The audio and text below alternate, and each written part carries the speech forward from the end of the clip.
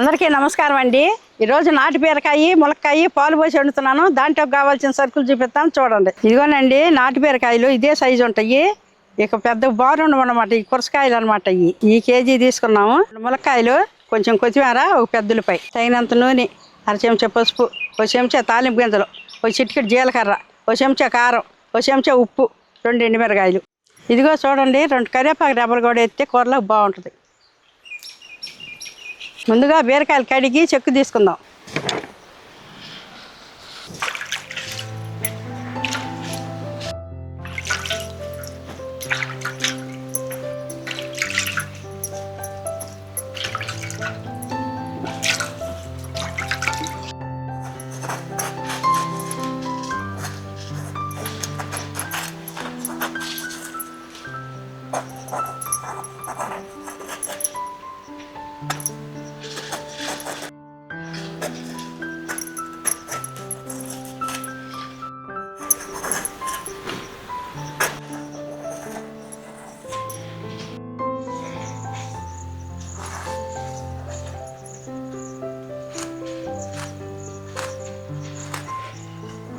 ఇట్లా చిన్న చిన్న ముక్కలు కోసుకోవాలి.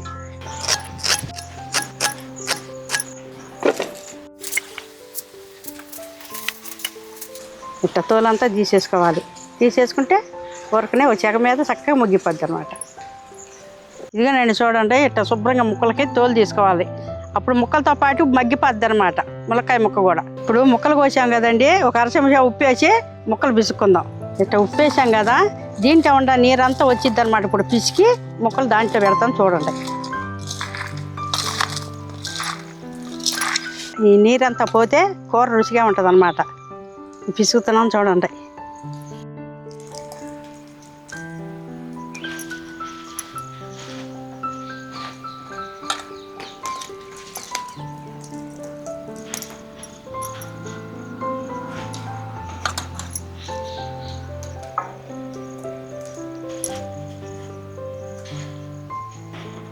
బీరకాయలు అందరూ ఇట్లా పిండరు.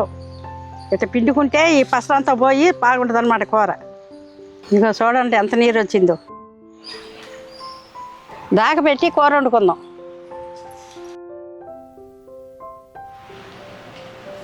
దాక కాగింది, నూనె పోసుకుందాం. నూనె కాగింది, పసుపు వేసుకుందాం. ఇప్పుడు ఎండుమిరకాయలు వేసుకుందాం. ఇప్పుడు తాలింపు గింజలు వేసుకుందాం. ఒక చిటికెడు జీలకర్ర వేసుకుందాం. ఇప్పుడు కరివేపాకు వేసుకుందాం. ఇప్పుడు మనం ఎంత అగ్గోసి పెట్టిన ఉల్లిపాయ ముక్కలు ఉంటాయి చూడు, అవి వేసుకుందాం. ఉల్లిపాయ ముక్కలు 1 నిమిషం మగ్గినాక ఇప్పుడు బీరకాయ ముక్కలను ములక్కాయ ముక్కలు వేసుకుందాం.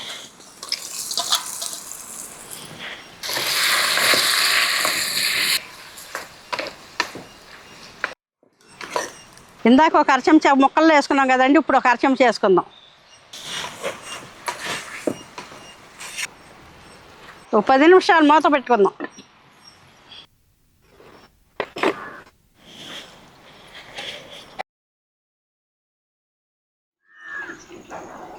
పది నిమిషాలు అయింది, మూత తీసి చూసుకుందాం.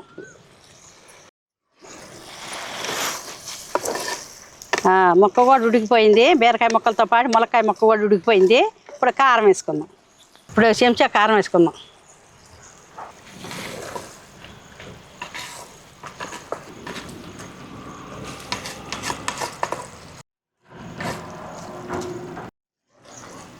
ఇప్పుడు 1 కప్పు పాలు పోసుకుందాం.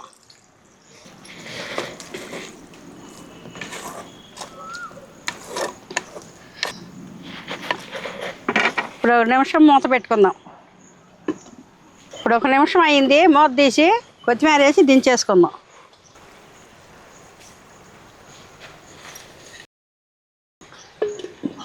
ఇప్పుడు దించేసుకుందాం.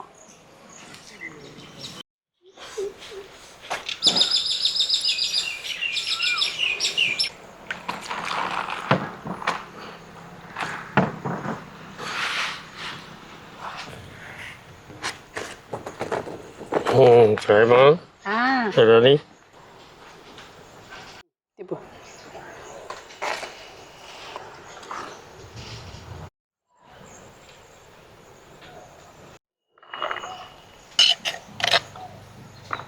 బీరకాయ ములక్కాయ పాలు పోసి మూత మోసినట్టుండ చాయమ్మ గుమాలించేస్తుంది.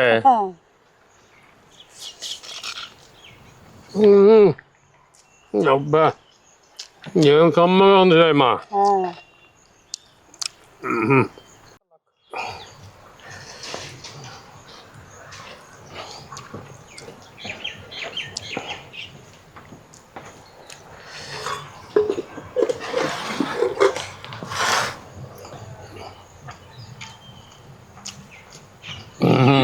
మోగిచ్చావు అమ్మా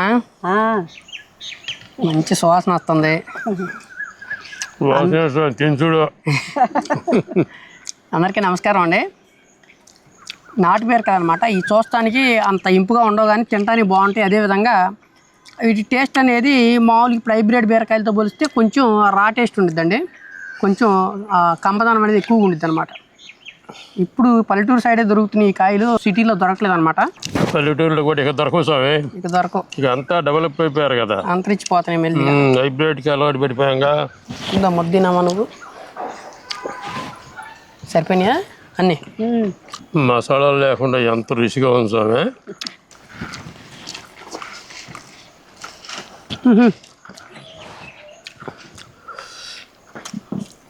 మాట్లాడలేవండి, చాలా చాలా బాగుంది.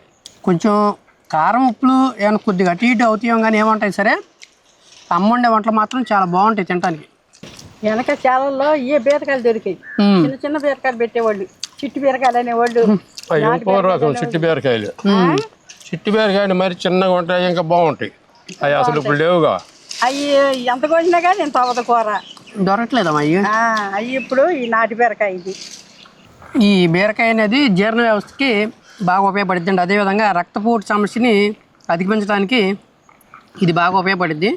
ఇంకోటి వచ్చేసి ఏంటంటే దీంట్లో ఫైబర్ కంటెంట్ ఎక్కువ ఉండిద్దండి బీరకాయలో. మధుమేహం ఉన్న వాళ్ళు కూడా తగు మోతాదులో తీసుకోవచ్చు అనమాట. ఇది అంటే పత్యం లేని కూర అనమాట ఇది. వాళ్ళకే కదయ్యా, పచ్చి బాలింతలైనా సరే బాగా పిసికి ఆ నీరంతా వంచేసేసి ఊరికి ఎగిరేసుకున్నా కానీ పాలు పోయకుండా ఎగిరేసుకుని తినొచ్చు, లైట్గా కారం వేసుకొని.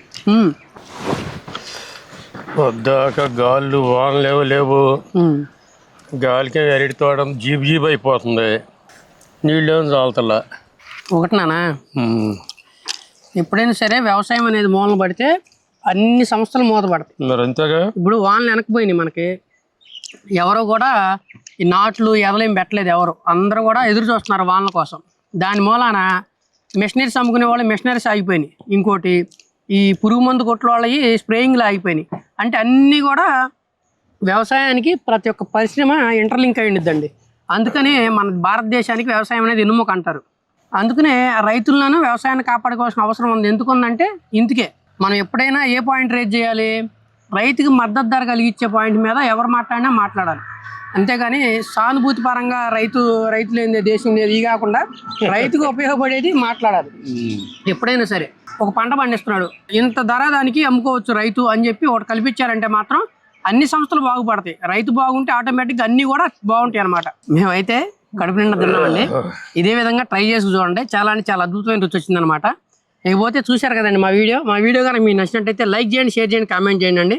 మరిన్ని మంచి వీడియోల కోసం మా ఛానల్ సబ్స్క్రైబ్ చేసుకోండి. ఉంటానని మీ తెలుగు ఫార్మర్ గోపి. బాయ్.